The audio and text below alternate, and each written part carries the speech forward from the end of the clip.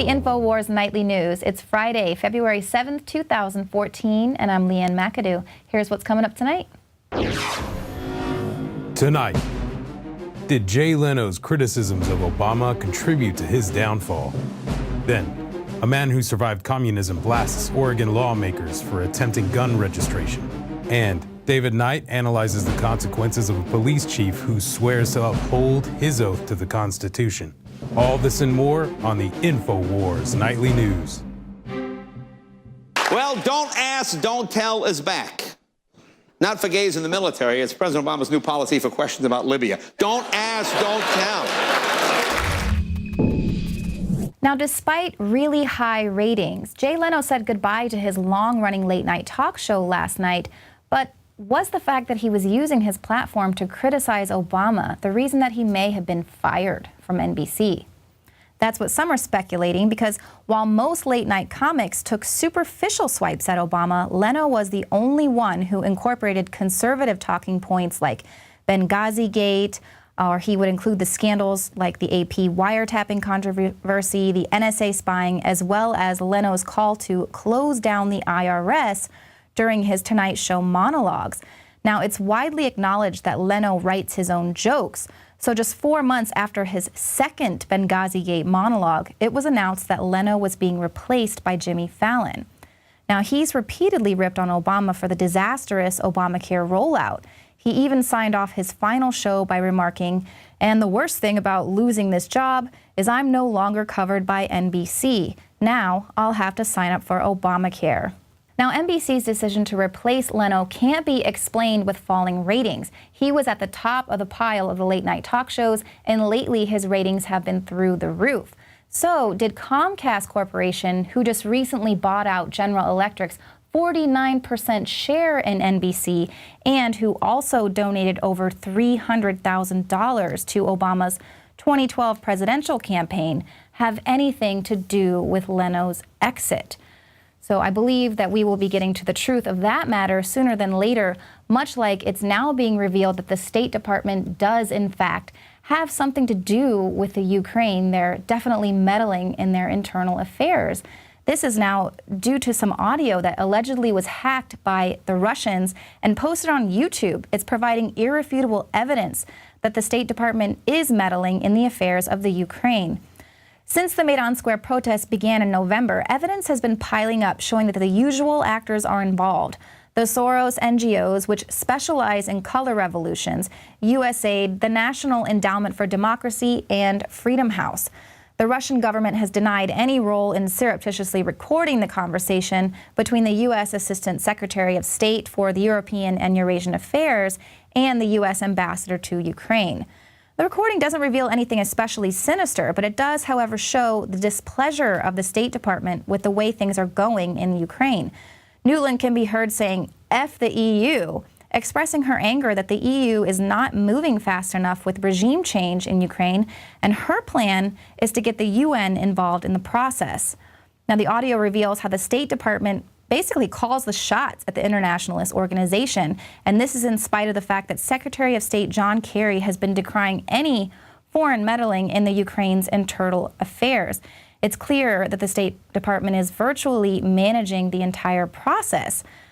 Now, we've all been made aware by the Russian authorities that they are, in fact, spying on the hotel bathrooms of the journalists who are there covering the Olympics. So I wouldn't put it past the Russians for spying on the U.S. ambassador and the Secretary of State there. But what I thought was hilarious was that Nuland said that it was shocking that they would spy on them. Yes, because the U.S. is the only one that's allowed to do that, of course. But here we have, the order out of the Chaos Club in D.C. They don't really care who is responsible for pushing the Ukraine away from Russia.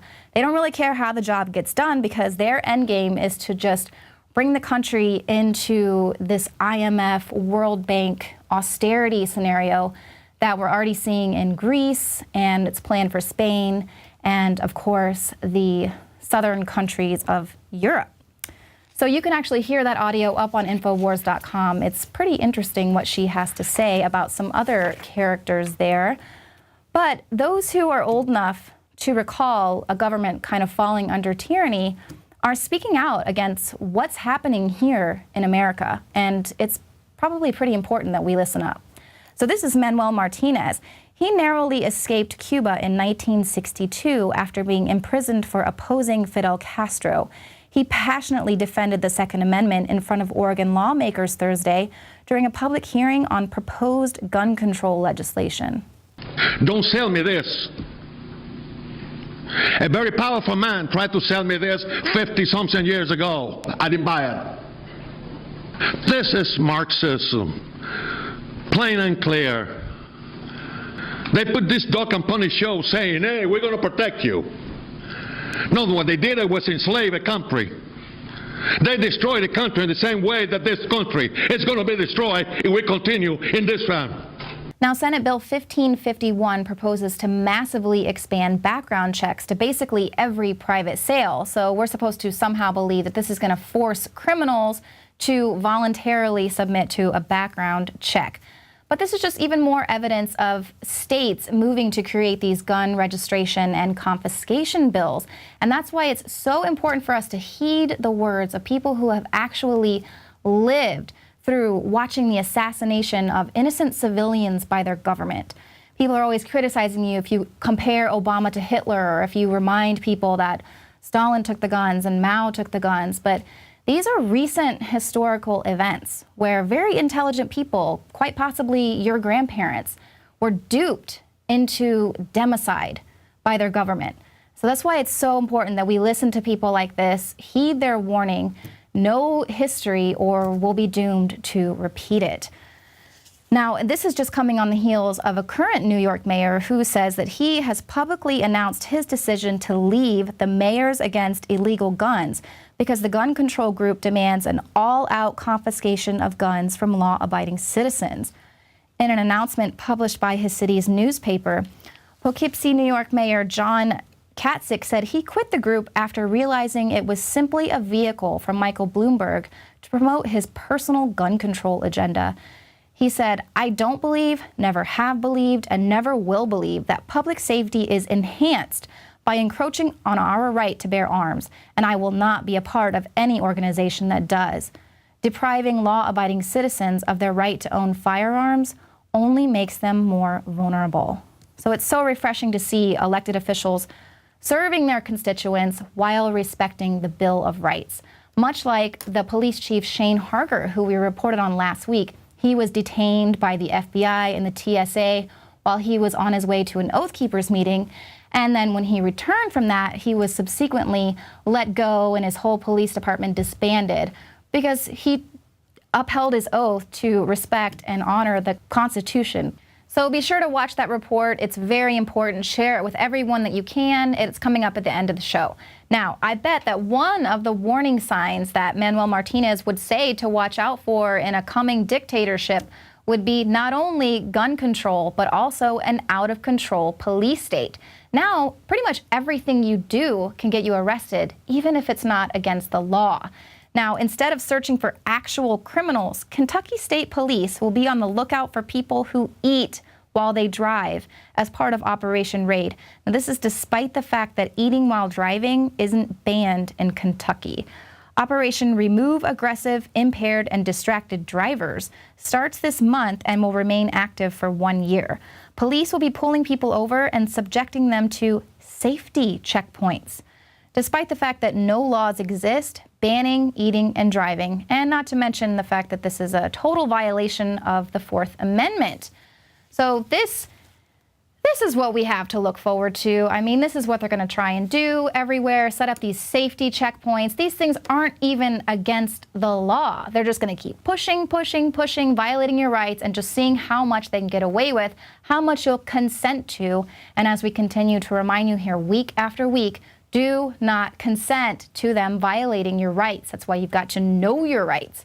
And of course, this also further underscores how the main duty of our police officers isn't to protect and serve and go out and catch criminals.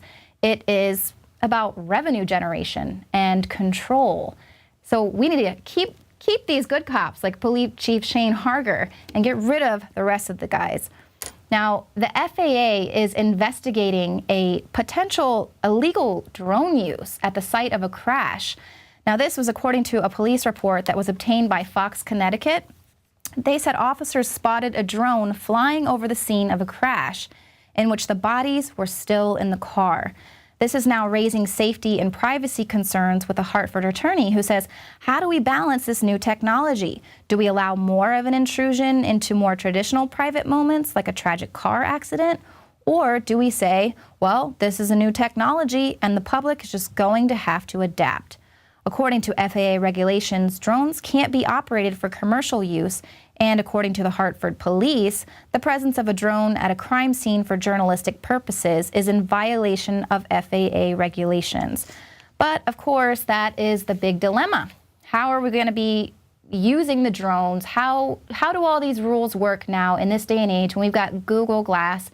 People have these things strapped to their face, so they're basically recording everything, uploading your biometrics into the cloud and storing it for Eric Schmidt to not pass the creepy line with, as he's promised. So, I mean, this is the big dilemma. And now they're seeing how these things are going to affect them and their ability to police, and of course their ability to get away with crimes. Even though, of course, when they are caught on camera, they do seem to be getting away with crimes anyway. Be sure to sign up for a PrisonPlanet.tv membership. Support the InfoWar. We're still running that special. You can get 5 months free when you sign up for an annual subscription. Now, coming up, Jakari Jackson attended a local gun rally here and ran into Adam Kokesh. See what happens right after this.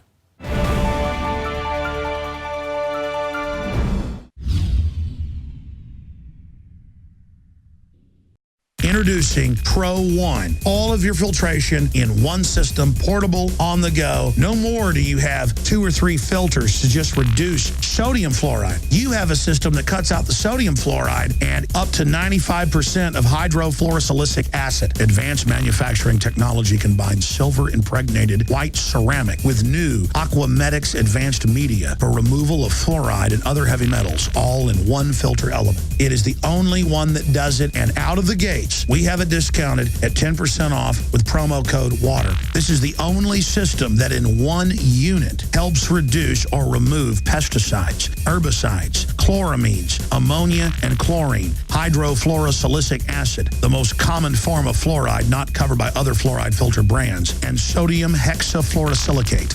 Get your Pro Pure with the new Pro One filter today at InfoWarsStore.com or by calling 888-253-3139.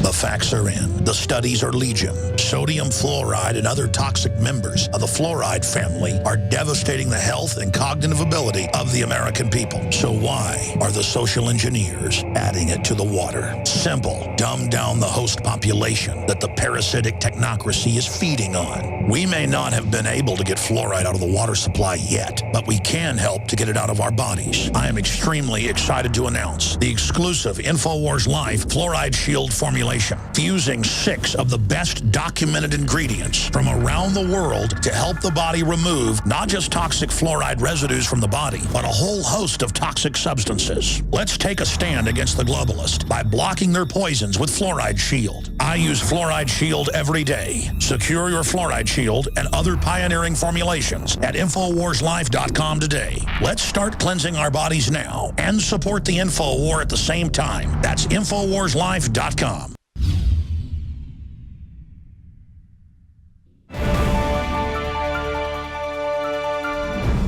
I'm here in Austin, Texas for a little speaking engagement tonight, book reading. We're going to have some fun with Brave New Books, and I'm really excited to be escorted through Austin with Come and Take It, and we're going to be going on a little open carry march here through Austin. For people that appreciate the activism that I've done and the fact that there are a lot of people who have had their rights taken away, it's nice that to know that there are those willing to stand up and at least look out for me while I'm here, and I feel like I've got the best armed escort I could possibly hope for.